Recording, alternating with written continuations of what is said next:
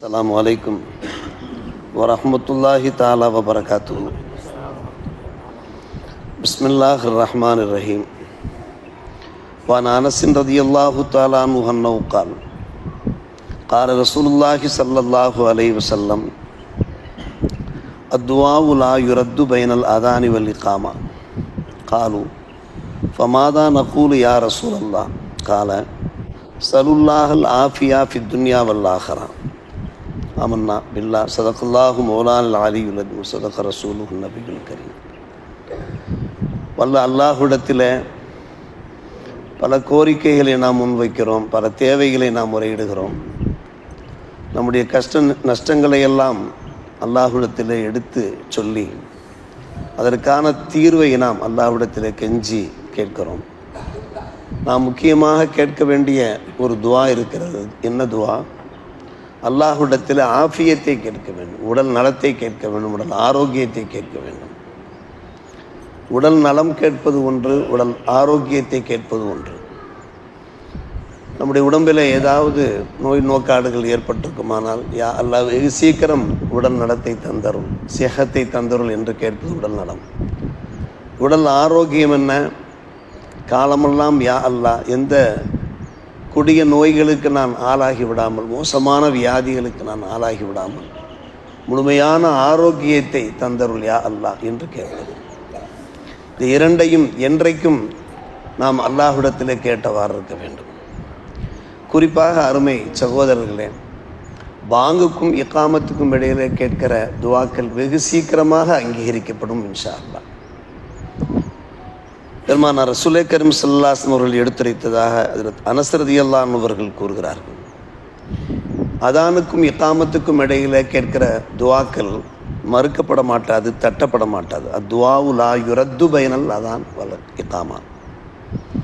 நண்பர்கள் கேட்டார்கள், யா ரசூலல்லாஹ் ஃபமாதா நகுல், அந்த நேரத்திலே நாங்கள் அல்லாஹ்விடத்தில் என்ன வேண்டுவது? நிறைய துவாக்கள் கேட்போம், ஆனால் முக்கியமான துவா ஏதாவது சொல்லித்தாருங்கள். பெருமானார் ரசூலே கரீம் ஸல்லல்லாஹு அலைஹி வஸல்லம் பதில் உறுத்தார்கள், சலுல்லாஹ் அல் ஆஃபியா ஃபி துன்யா வல் ஆஹிரா, துன்யாவிலேயும் ஆகிரத்திலையும் நீங்கள் ஆஃபியத்தை கேளுங்கள் என்று சொன்னார்கள். எனவே நாம் இந்த நேரத்தை ஒரு கனிமத்தாக நாம் பயன்படுத்தி கொள்ள வேண்டும். பாங்கு சொல்லப்பட்டு விட்டால் அதற்கு பின்னாலே நாம் பள்ளிவாசலுக்கு வந்து விட்டோம் என்றால் பள்ளி உள்ளே வந்து விட வேண்டும்.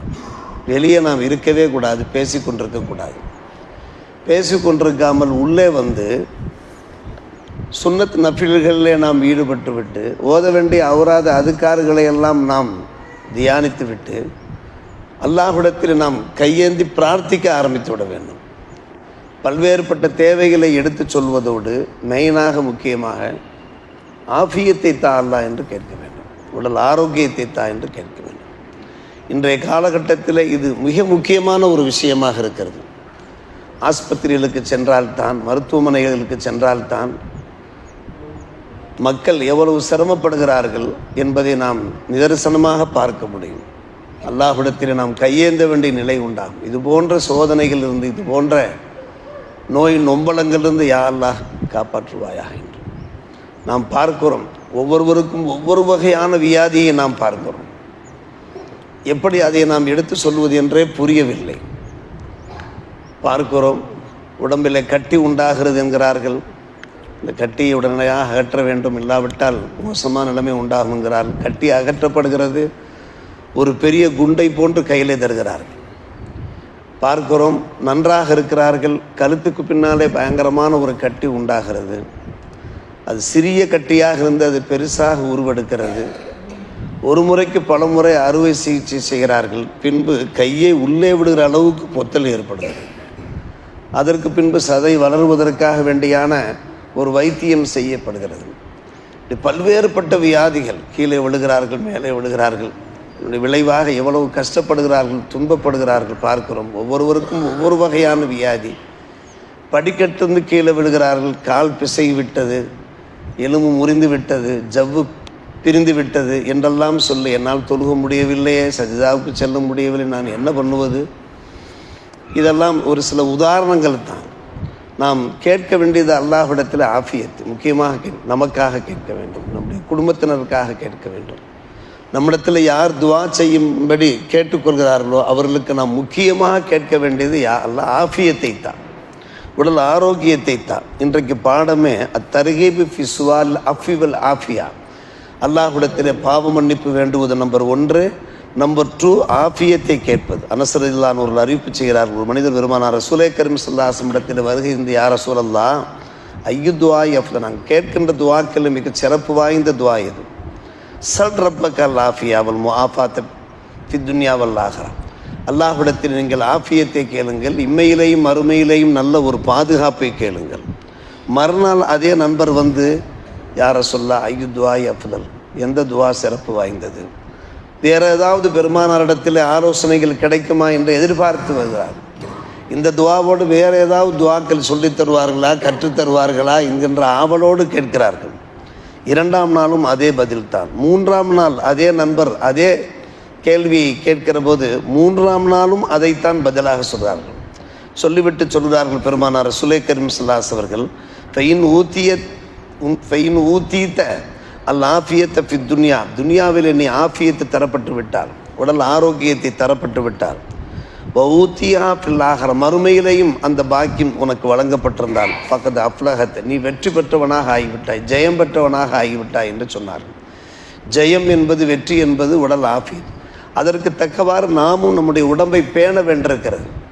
நம்முடைய மார்க்கத்தில் எது ஹலாலான உணவோ அந்த ஹலாலான உணவு, எந்த அளவுக்கு உண்ண வேண்டும் என்று நமக்கு பணிக்கப்பட்டிருக்கிறதோ அந்த அளவுக்கு உண்பது, அது அல்லாமல் எதை வேண்டுமானாலும் உண்பது என்கின்ற நிலையில் இல்லாமல் நாம் நம்முடைய உடம்புக்கு ஏற்ற உணவை நாம் உண்டு வாழ்ந்தோம் என்றால், நாம் சில முயற்சிகள் செய்யாமல் நம்முடைய உடம்பை பேணாமலும் நாம் அல்லாஹ்விடத்தில் ஆஃபியத்தை கேட்க முடியாது.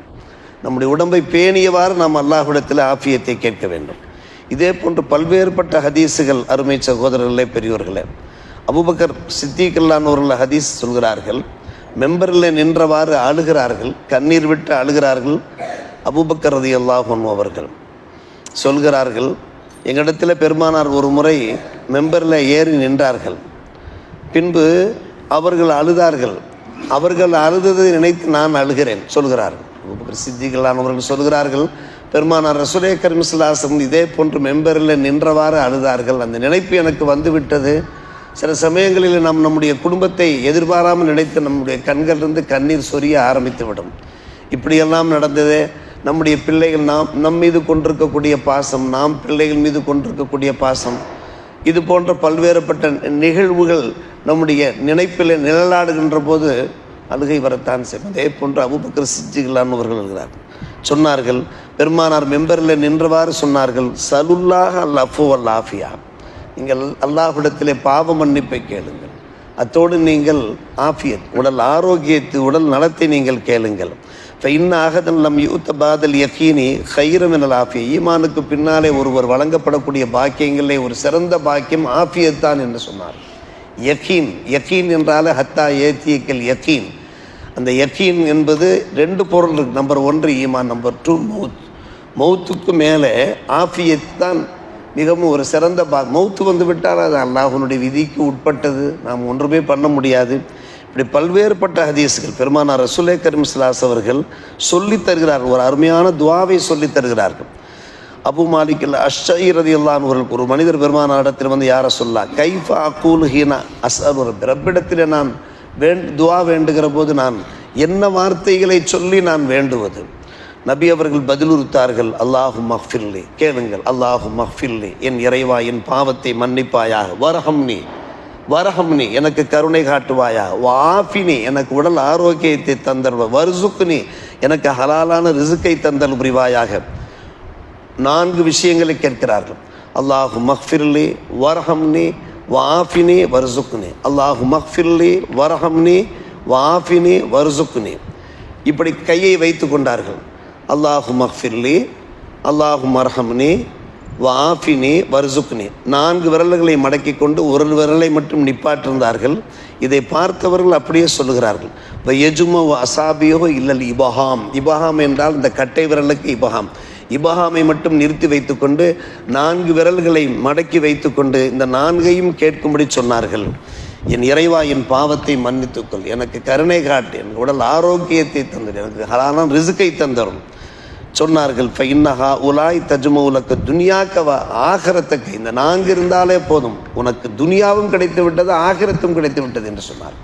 இந்த 4 இருந்தால் போதும், தஜ்மா உங்களுக்கு ஜம்மாக கிடைத்துவிடும், இரண்டும் சேர்ந்தவாறு ஒருமித்தவாறு கிடைத்துவிடும் என்று சொன்னார். இப்படி பார்க்கிற போது அருமை சகோதரர்களை பெரியோர்களே, நிறைய ஹதீஸுகள் இருக்கிறது. அல்லாஹ்வுக்கும் பிடித்தமான ஒன்று ஆஃபியத். எனவே நாம் நம்முடைய பங்களிப்பும் இருக்கிறது. நம்முடைய உடம்பை எந்த அளவுக்கு முறையாக பேண வேண்டுமோ பேண வேண்டிய ஒரு அவசியம் இருக்கிறது. அதற்கு நிறைய வழிகாட்டுதல்கள் இருக்கின்றன. நாம் அறியாத ஒரு விஷயம் அல்ல. இதை தாண்டி நாம் அல்லாஹ்விடத்திலே பல்வேறுபட்ட கோரிக்கைகளை வைப்பதற்கு அல்லாஹ் நமக்கு உரிமையை தந்திருக்கிறான். அவன் வாக்கும் தந்திருக்கிறான், கேளுங்கள் தரப்படும் என்று வாக்கும் தந்திருக்கிறான். கேட்கின்ற துவாக்களிலே நமக்காக, நம்முடைய குடும்பத்திற்காக, உற்றாருக்காக, அண்டை அயலாருக்காக, உம்மத்தாருக்காக, யா அல்லாஹ் இப்படிப்பட்ட பல்வேறுபட்ட சோதனைகளில் எங்கள் மக்கள் இருக்கிறார்கள், அந்த சோதனைகளிலிருந்து நீ பாதுகாப்பாயா, மருத்துவமனை வாசல்களில் ஏறுவதிலிருந்து பாதுகாப்பாயா நாம் கேட்க வேண்டும். மருத்துவமனைகளுடைய படிகளில் ஏறுவதிலிருந்து எங்கள் இறைச்சாக எங்களை வியாதிகள் வரும், வராமல் இருக்காது, காய்ச்சல் வரும், வராமல் இருக்காது. இது போன்ற சின்ன சின்ன விஷயங்கள் வரும். அல்லாஹ் நமக்கு ராகத்தை கொடுத்து விடுவான். அதன் மூலமாக நம்முடைய பிழைகளை பொறுக்க வாய்ப்பு இருக்கிறது. ஆனால் கொடிய நோய்கள் இருக்கிறது அல்லவா, கொடிய வியாதிகள், அதிலிருந்து நாம் பாதுகாப்பு பெற வேண்டுமா இல்லையா? கேட்க வேண்டும். அல்லாஹ் வழங்க தயாராக இருக்கிறான்.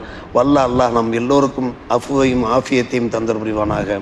வாஹிர் தாவானா அல்ஹம்துலில்லாஹி ரப்பில் ஆலமீன்.